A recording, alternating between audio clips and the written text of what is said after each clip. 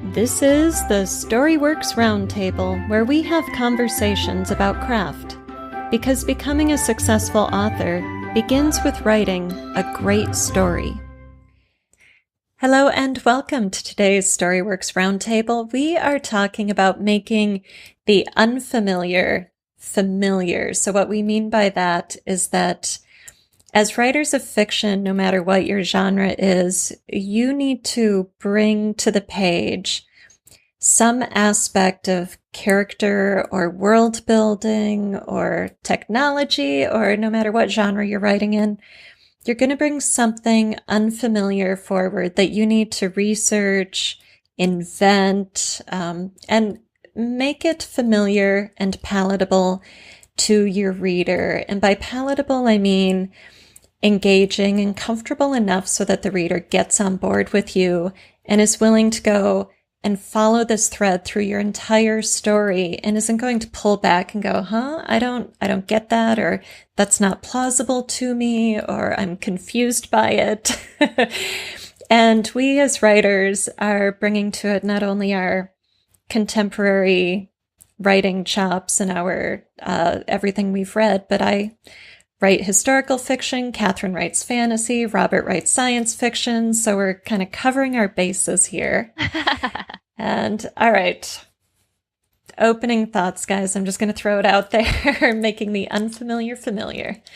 Oh yeah, as you were saying, so I was thinking it's an interesting challenge that we're thrown as writers, because you write your story and then you have to boil it down to this, say tagline, where if you're into the marketing of your books, then you're sort of thinking, well, what's the premise, and how do I then boil that down into a great hook? And what I'm about to say is not particularly a great hook, but I was thinking, let's think about my latest story. I've got a 26-year-old woman who is a nobody, ends up having to save the galaxy's sector.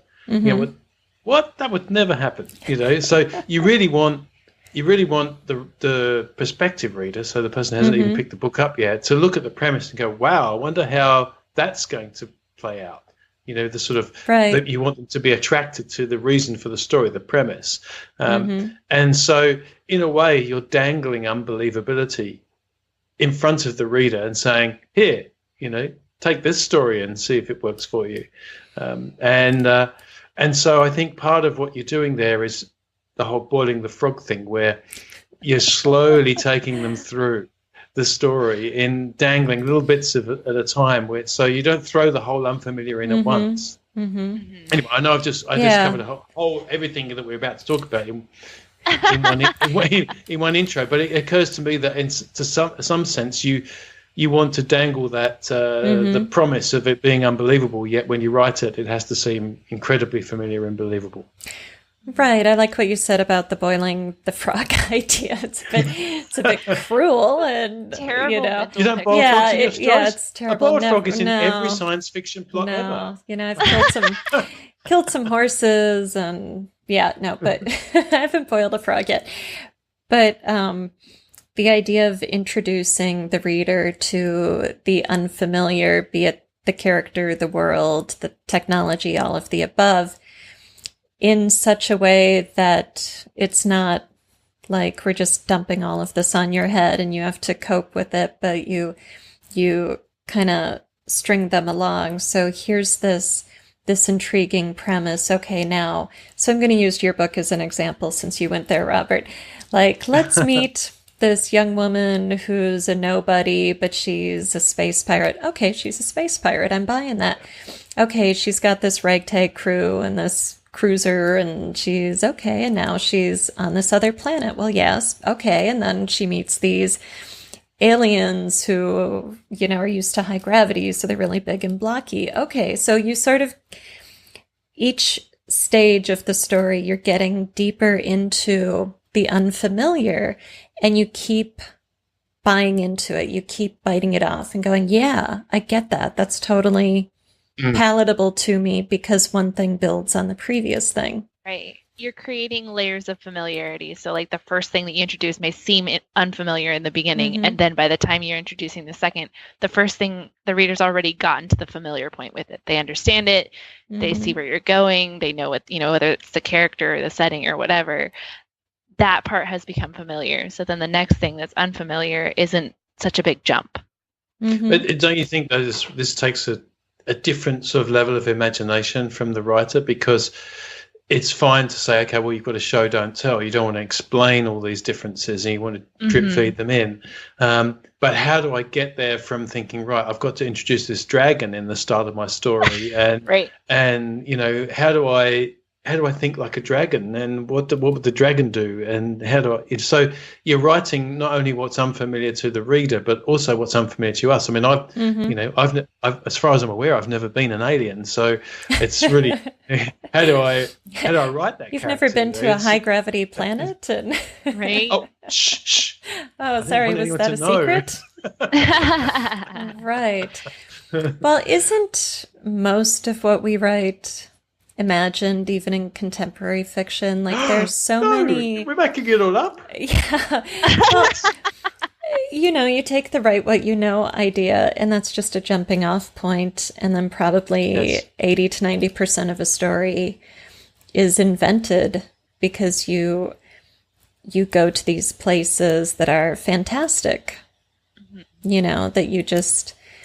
that you have never experienced, but you take that germ, that seed of the story that's so intriguing to you, and then as it sprouts, it turns into this thing, like, the acorn really well, but you've never seen an oak tree before in your life, and look what you've created all of a sudden. Well, and I think part of that is sprinkling things that, like, we're talking about Robert's space pirate. Everyone knows what a pirate is. It's familiar. Like, we know what that is, but creating a space pirate is unfamiliar, but the degree of unfamiliarity is not insurmountable. Like, we get the context. We understand kind of what that means. What is she doing? Well, she's clearly not in a legal line of business.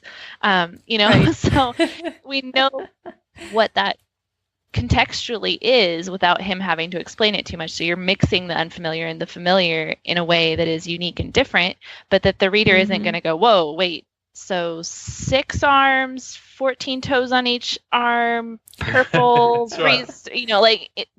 there's a difference in the level of unfamiliarity too. Like, we're using terms and things that people understand and mixing it. And like the same thing with a dragon in fantasy. Everyone knows what a dragon looks like, but you can make changes on your dragons, or, they understand the concept of what a dragon is, and then you can change other things to make it, make it unique and different without creating this huge gap that the reader isn't going to span with you. Yeah, you make your dragon sparkly. Right. Sparkly dragon. Yeah, that would go over well. But it totally could. Can I pick up on what you're saying there about you introduce the unfamiliar along with the familiar, because then the reader can't distinguish. And in neurolinguistics, we talk about reference structure.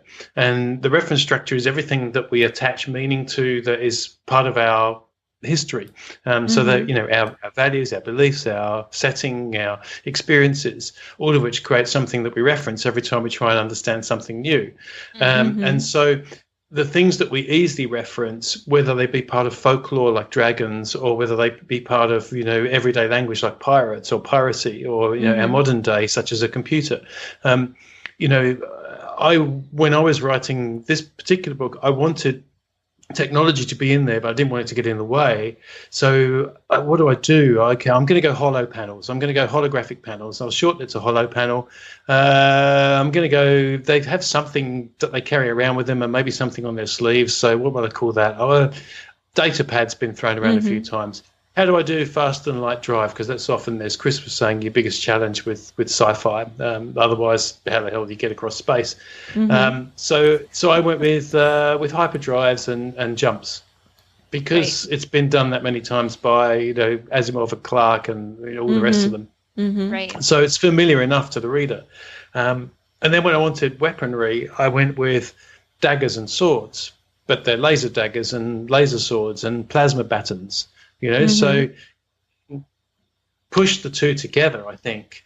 And that's, I'm not saying I'm good at it. I'm just saying it was definitely deliberate, and you want to do that because we've probably all read those, both sci-fi and fantasy, where your opening paragraph is the Schmerst advanced on their boob digits, brandishing the Fimby bombs, and you go, what the? You can't even read the words, let alone understand what they mean. How do I pronounce that word? But if I said the Schmerst advance on their stocky thighs, brandishing their massive scimitars, then I can put up with that because I've got scimitars, I've got bulky thighs, I can attach to that, and I'll put up with the fact that Schmerz is something I don't understand yet. Right.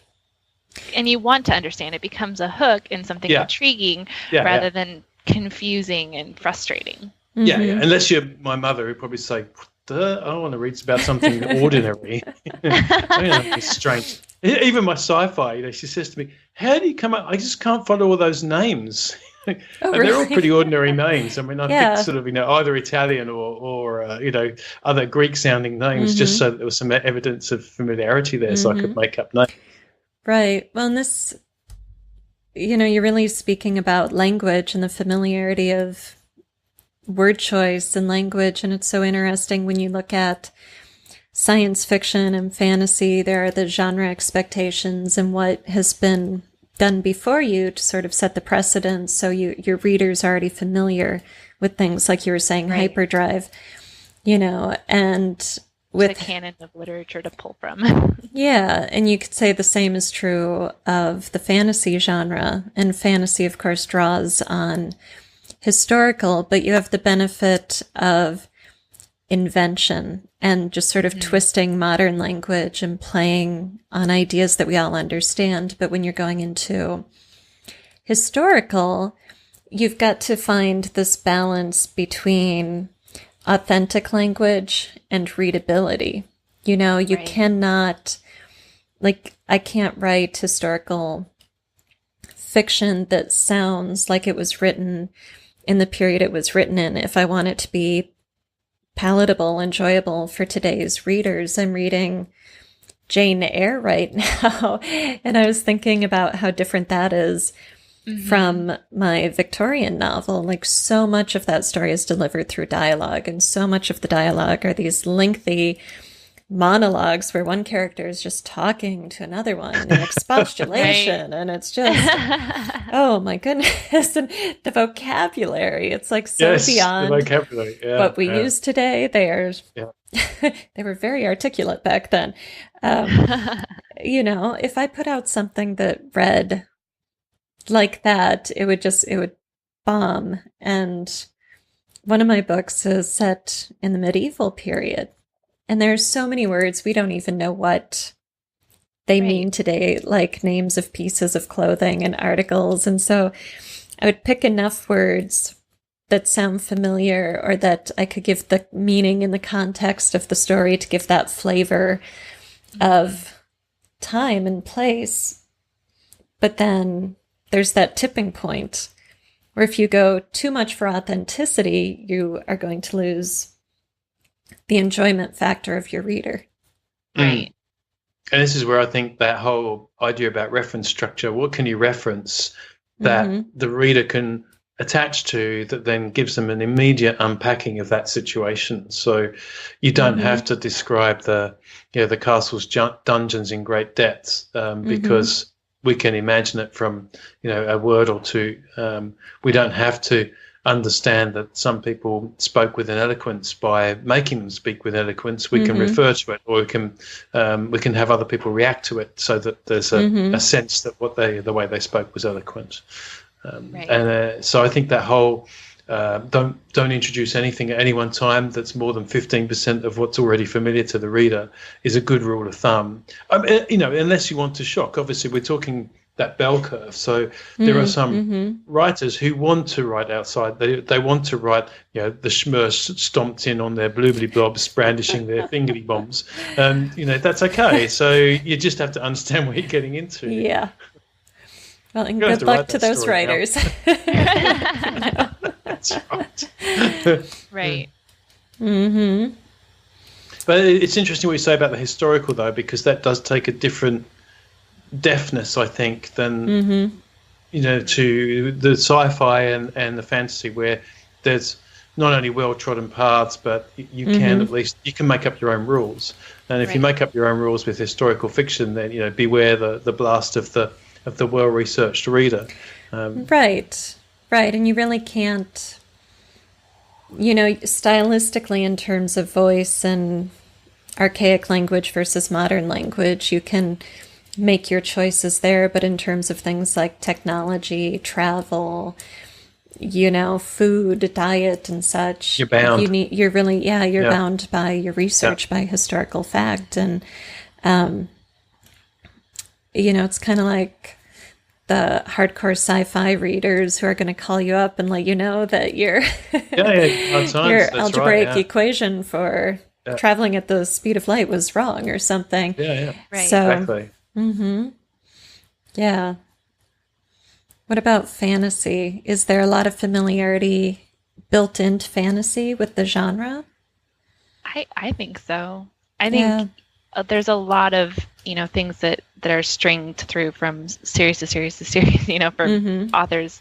And you also see, like you said, a lot of medieval influence and historical influence. And so not only can you create a world that is, not in a bad way derivative from other worlds and, have that familiarity, but you can also pull the familiarity through the historical thread and, cultures in the past and things that you can weave in that people will automatically, make inferences of or references to. So, and like you were saying, you're not as constrained because you can make it up. You can make up things, but you have to have your world building be familiar enough to you as an author that you convey it in a familiar way. And it's the same kind of with historical. You have to have enough research in your back pocket that you have that familiarity with your own world, whether that be, some crazy mystery story where you're familiar enough with, the medical sciences or things that you have to pull forward, or fantasy world that you're building, or a space or a brand new planet, like you have to be familiar enough with it yourself, world building wise, research wise, whatever, to be able to make those decisions.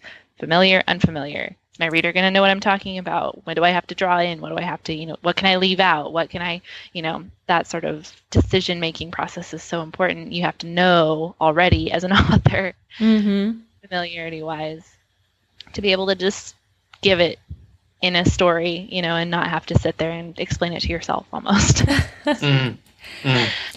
Right. Which really puts this into two different phases, because there's the writer's phase of research and learning the unfamiliar, whether that's something you've done your whole life because you were raised, whatever, by an archaeologist or whatever whatever your thing is, or whether you're just sitting down with books because you want to write this specific story, and so you're doing your research as you go.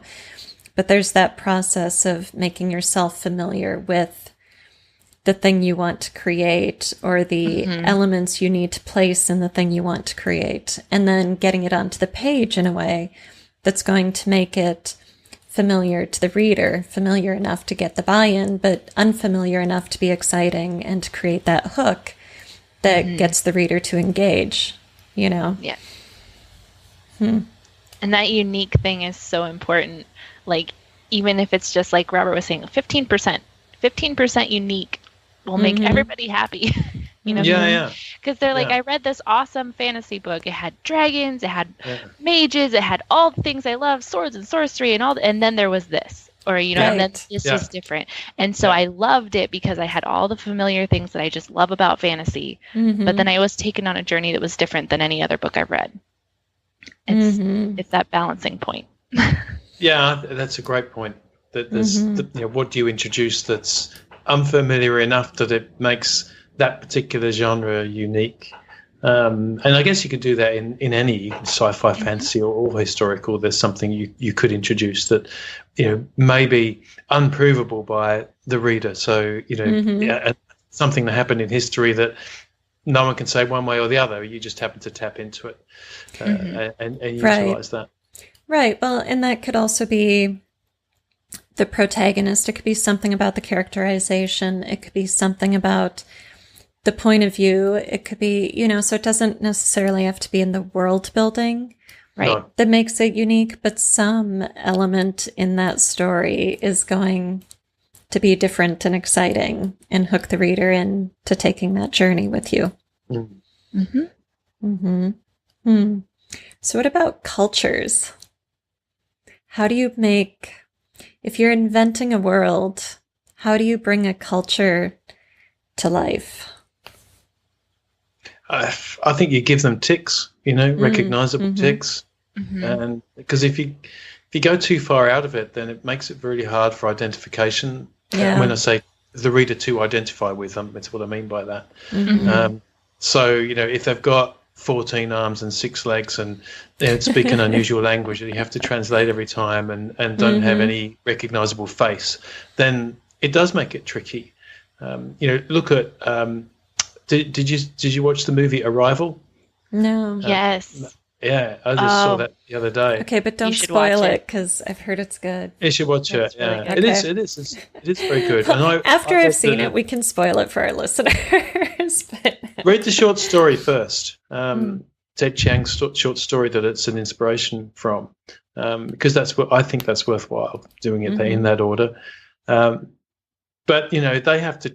It's not going to spoil anything. Okay. The aliens arrive, and they have to basically understand how to communicate.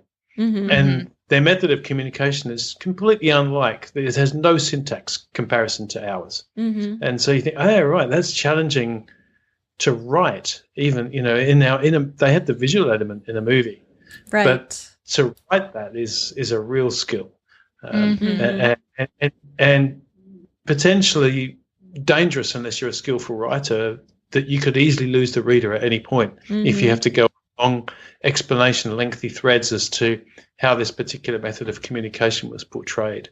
So, I think it's much easier to give them little ticks than to make things way too different. And you can even see it in movies. I watched Rogue One the other night. There's not a single planet they visit that doesn't have Earth gravity. Yeah. Okay. But clearly, you've got filming restrictions and the issue of it getting in the way of the action. It's not necessary. It doesn't hurt the story. So what the hell? Who cares? Yeah. But so there are some things you can just flat out ignore, as long as you give it enough difference for it to still feel like sci-fi. But in reality, the travels through space would be nothing like that. It's completely wrong. Right. Right. I think they're easy to see the cultural aspects in science fiction. Like I'm thinking like Ender's Game, like even the buggers in Ender's Game. Yes. Like you have references, they call them, they have a hive mind and they act like ants. And so like you get these through lines that you can follow, even though they're nothing like humans. Yes.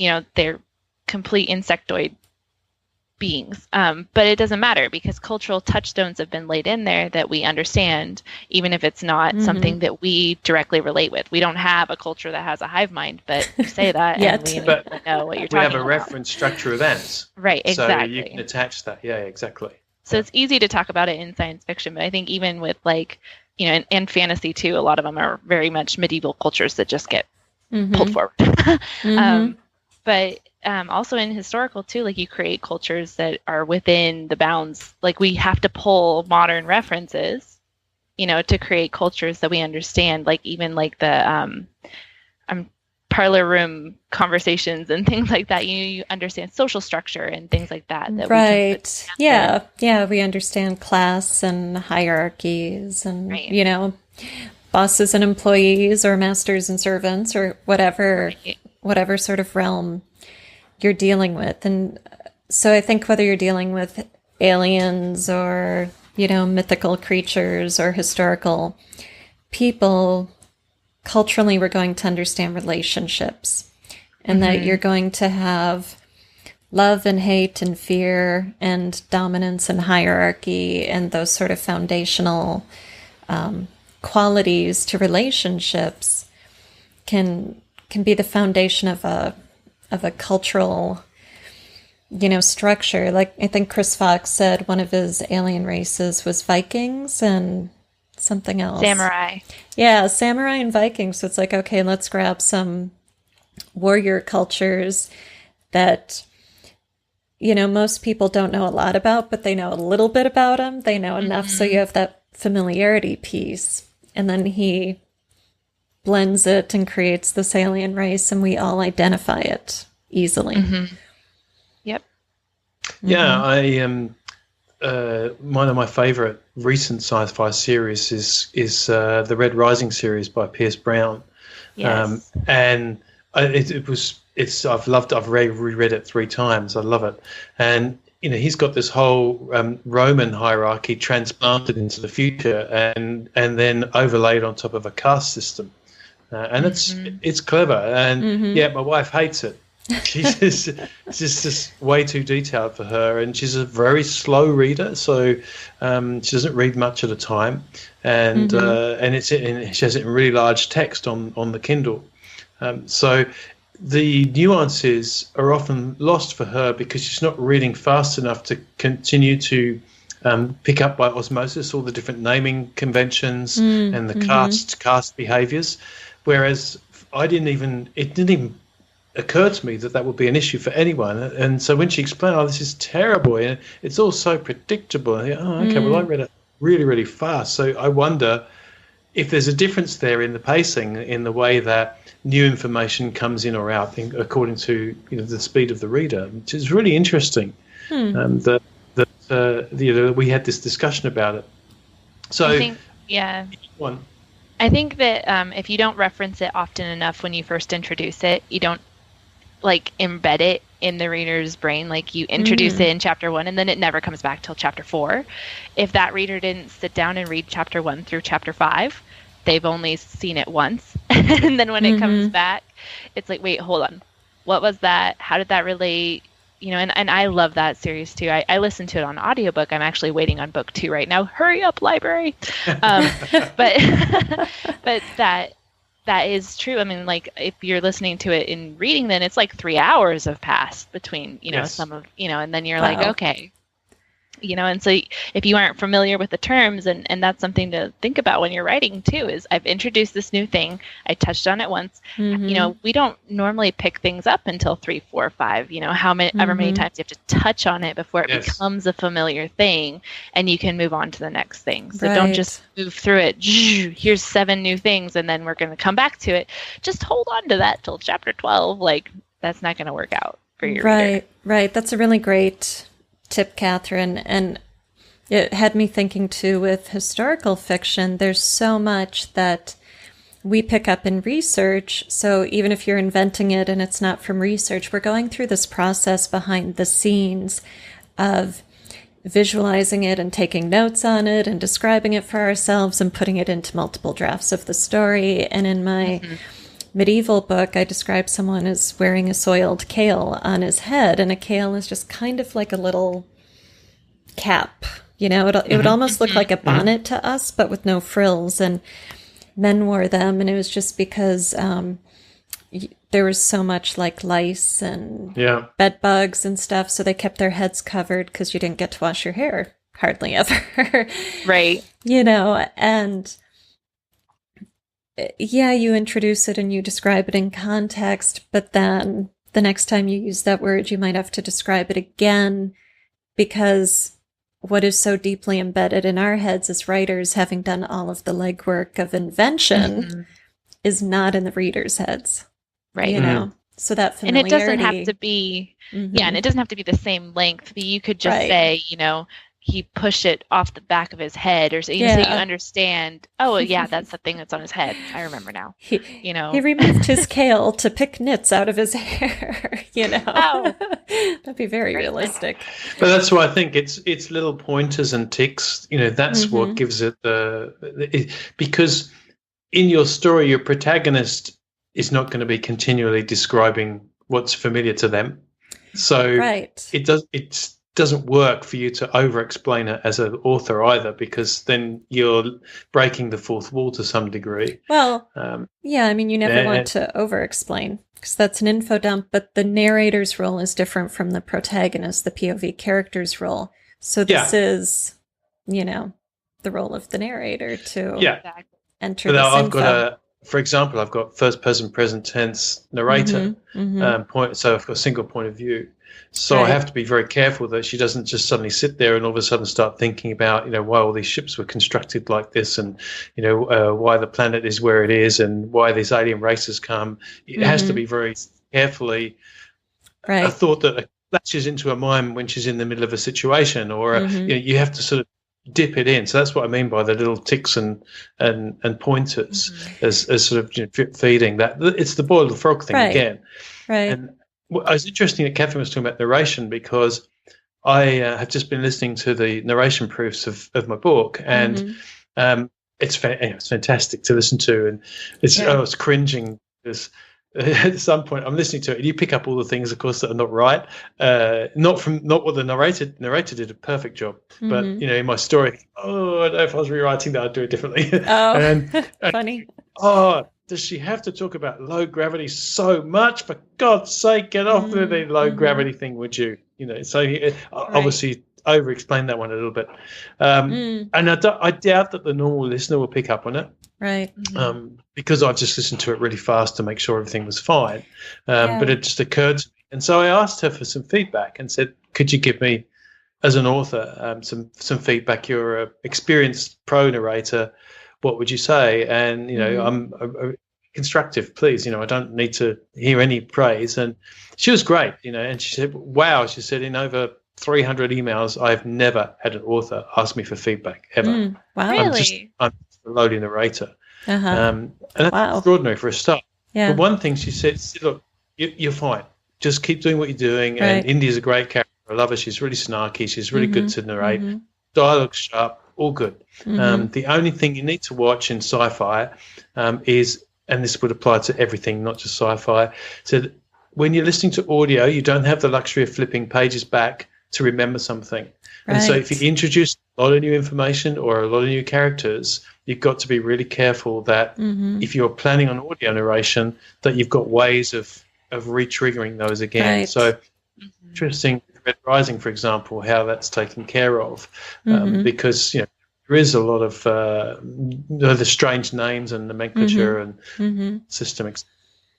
They speak normally, but so I thought that was really. I'd never really thought about that. Then it fits with the way I want to write, in the sense that I don't want to overwhelm people with info dumps, and then have someone listening to it on audio then have to wind back 3 hours just to find out what was the explanation of the hyperdrive again. Right. Well, and they never would. And I actually think Indy is an exceptional character because she is qualified to be the narrator. She doesn't just give us her thoughts and blaze through the action. She actually shows us what's happening with the other characters and provides context as she narrates. And I didn't actually feel like you overdid the low gravity thing, but just for an example, not that this is what you wrote exactly, but you were saying when you introduce something, make sure you find ways to bring it back in.